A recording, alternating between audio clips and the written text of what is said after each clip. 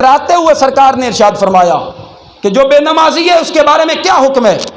تو فرمایا گیا کان یوم القیامت ما قارون و فرعون و حامان و ابی بن خلف، یہ جو قارون تھا یہ بھی بہت بڑا غدار تھا، جناب موسیٰ علیہ السلام کے ساتھ اس نے ٹکر لی، اور فرعون کے بارے میں تو آپ جانتے ہی ہیں کہ اس نے کیا کردار کیا، اور حامان اور ابی بن خلف یہ بھی امام المنافقین تھے، منافقوں کے سردار تھے۔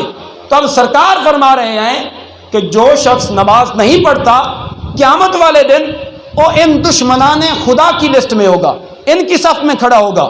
ایک طرف حضور کی امت ہوگی، ایک طرف جناب موسیٰ، عیسیٰ، ابراہیم، دیگر انبیاء اور رسول کی امتیں کھڑی ہوں گی، اور دوسری طرف جو بے نمازی ہوں گے وہ بھی کھڑے ہوں گے اور رب کے دشمن بھی کھڑے ہوں گے۔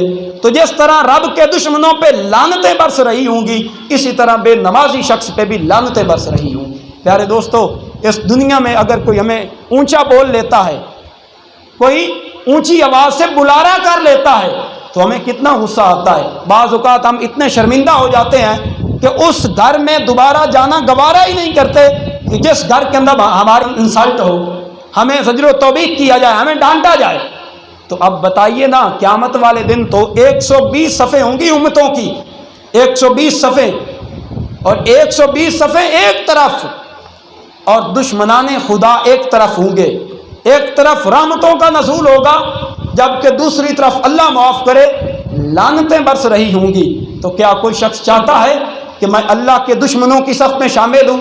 یقیناً کوئی نہیں چاہتا۔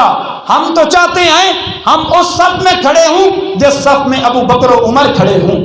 ہم تو چاہتے ہیں ہم اس صف میں کھڑے ہوں کہ جس صف میں عثمان و حیدر ہوں، جس صف میں داتا علی اجمیری ہو، معین الدین چشتی ہو، شیخ عبد القادر ہو۔ تو پیارے دوستو، اگر واقعی ہماری یہی آرزو ہے، اگر واقعی ہماری یہی تڑپ ہے، تو پھر ذہن کے اندر بٹھا لیں، زندگی جو گزر گئی، خدا را نماز کو کبھی نہ چھوڑیں۔